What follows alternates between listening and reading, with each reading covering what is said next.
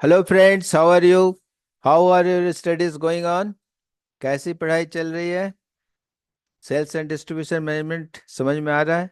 मजा आ रहा है इसमें? सो हमने क्या पढ़ाया था लास्ट लेसन में? बस बताओ। मैं केवल बोल रहा हूँ, तुम कुछ बोलते नहीं। तुम भी कुछ बताओ। लास्ट लेसन में हमने डिजाइन बताया था इंटरमीडिएरीज का। किस किस प्रोडक्ट के लिए? है ना, डिफरेंट प्रोडक्ट के लिए डिफरेंट डिजाइन है। क्योंकि इसमें कन्वीनियंस हमें कस्टमर का भी देखना है, डीलर का भी देखना है, और इंटरमीडियरीज यानी डीलर, स्टॉकिस्ट, होलसेलर, रिटेलर का भी देखना है। तो उसमें कौन कौन से प्रोडक्ट हमने कवर किए थे? इंडस्ट्रियल प्रोडक्ट, फिर consumer durable, FMCG, pharmaceutical products. सब में अलग अलग था।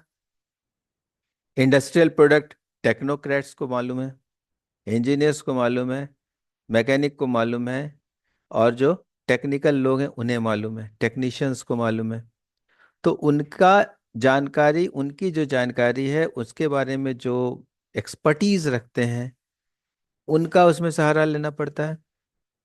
तो उसमें उनके सपोर्ट से काम होता है। तो वैसे लोगों को आपको अपने नेटवर्क में रखना होगा।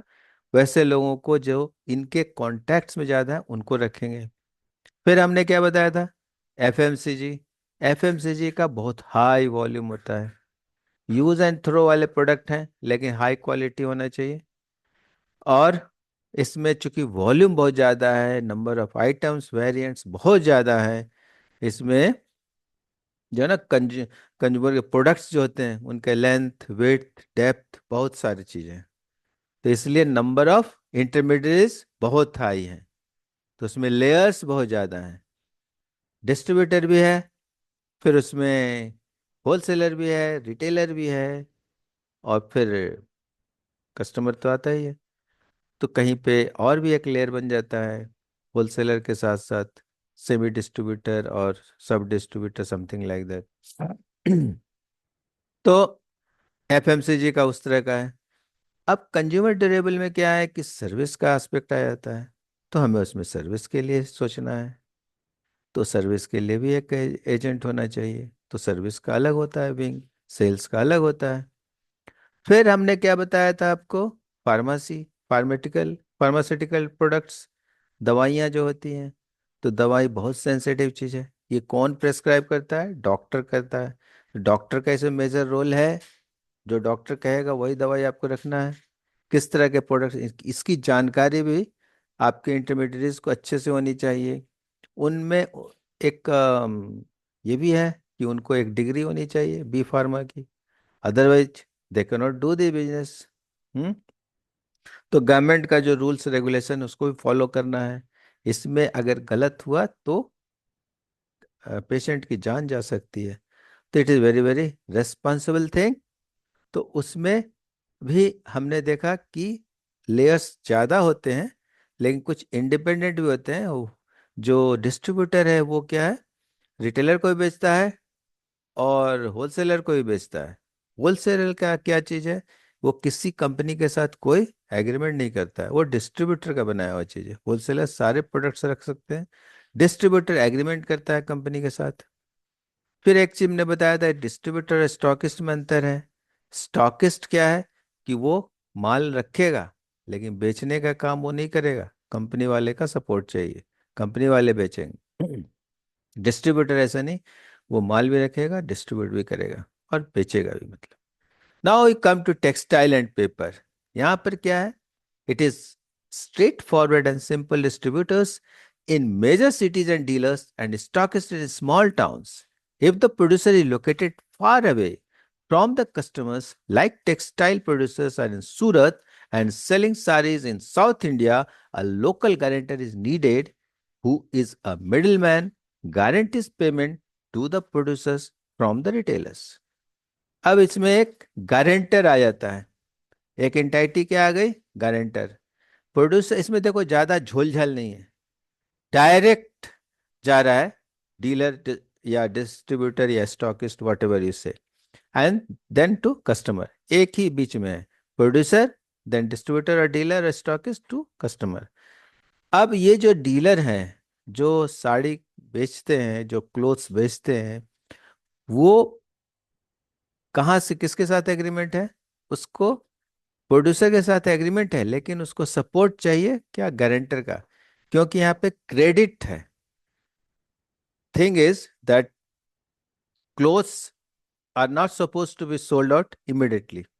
You give clothes on credit to them, to the distributor, dealer, or retailer, whoever is there, and then they sell. They take it time in selling that. So whether the payment will come to the producer or not, who will take guarantee? So some guarantor he has to produce, because the producer is far away from here. They are producing in Surat and selling in Kolkata, West Bengal, or in Bangalore in South India, or Chennai, or somewhere in Tamil Nadu, Kerala, somewhere. So one guarantor from the local market is required, that to producer for supply of goods. तो यहाँ पे ये हो गया. Next you see chemical and fertilisers. अब chemical fertiliser में क्या है? ये फर्टिलाइजर और केमिकल को एक ग्रुप में रखा गया है, क्योंकि एक similar kind of products are there. Fertiliser में भी केमिकल्स होते हैं, और केमिकल तो केमिकल है ही. तो केमिकल जनरली क्या है? B2B कस्टमर होते हैं, इंस्टीट्यूशंस में जाता है. और फर्टिलाइजर फार्मर्स को जाएंगे. इसमें भी ज्यादा लेयर्स नहीं है. Distributor, dealer, stockist. डिस्ट्रीब्यूटर हो गए शहर में, स्टॉकिस्ट हो गए वो गांव में या छोटे शहर में, और वहां से फार्मर को गया, या फिर B2B इंस्टीट्यूशंस को गया. तो उन्हें अच्छी नॉलेज होनी चाहिए. ये बहुत ही सेंसिटिव प्रोडक्ट है. इसमें गवर्नमेंट के बहुत सारे रूल्स रेगुलेशंस हैं. लाइसेंस चाहिए, डिग्री चाहिए आपको, कि केमिकल्स के बारे में आपको मालूम है या नहीं, कुछ गलत ना हो जाए. अगर आप गलत दे दिए फर्टिलाइजर, तो क्या होगा? सारा पैदावार खत्म हो जाएगा. So this also require lot of this cares, lot of responsibilities involved. Then come to this automotive and engineering. What is that in that? ये भी कंज्यूमर ड्यूरेबल की तरह ही थोड़ा थोड़ा है. इसमें भी सर्विस चाहिए. तो normally producers follow the conventional system to sell products, vehicles through dealers who are exclusively appointed for one company only. यहाँ पे जो डीलर है ना, retailer, they have to be very much dedicated to the company only. For one company one dealer, कुछ ऐसा नहीं होगा. ऐसा नहीं कि एक रिटेलर है, अब वो टाइटन का भी घड़ी रखता है, टाइमेक्स भी रखता है, और जितने सिटीजन भी रखता है, और बहुत सारे राडो भी रखता है, स्विस में कंपनीज के भी रखते हैं, बहुत सारे प्रोडक्ट है. लेकिन आपने कभी देखा 2 व्हीलर या 4 व्हीलर के शोरूम में कि एक ही शॉप में सारे कंपनियों के हो कार? नहीं होगा. मारुति का शोरूम एक्सक्लूसिव शोरूम होगा, BMW तो एक्सक्लूसिव, Hyundai एक्सक्लूसिव. कुछ भी हो product, it will be exclusive. तो प्रोड्यूसर से डायरेक्ट ये आता है डीलर के पास, और डीलर से फिर वो कस्टमर को. लेकिन यहाँ पे सर्विस भी डीलर को देना होगा. डीलर के पास सर्विस फैसिलिटी होनी चाहिए. और अगर इंस्टीट्यूशन है, तो डायरेक्ट आप कस्टमर को दे सकते हो, डायरेक्ट आप कस्टमर को सप्लाई कर सकते हो, है ना. प्रोड्यूसर से डायरेक्ट कस्टमर को आ गया. हाँ. So, और यहाँ पे देखो, producer, agent, authorise service centre, customer. अब सर्विस और स्पेयर्स के लिए आप एक बना सकते हो. क्या बना सकते हो? एजेंट. या तो आप एक डिस्ट्रिक्ट को, suppose you think what A district, एक डिस्ट्रिक्ट में आप क्या करो, एक शोरूम बना दिया जिनको पास सेल्स है, और वही businessman, if he wants, he can open service centres in block level और तालुका और तहसील लेवल, है ना. और you can give different person. But problem is that customers of all the blocks and tahsil of the district will buy from this showroom, but they need service at their block, their villages. How will they get? तो इसलिए क्या करते हैं, एक district में एक तो बना दिया आपने सेल्स सर्विस पार्ट्स के लिए डिस्ट्रिक्ट लेवल पे डीलर, और फिर छोटे छोटे बहुत सारे सर्विस एजेंट्स बना दिए। आप एक ही पार्टी को दे सकते हैं, सभी जगह सर्विस सेंटर खोल दें, या फिर अलग अलग हो सकते हैं, उनका टर्म्स कंडीशंस आप बना सकते हो, और देन कस्टमर।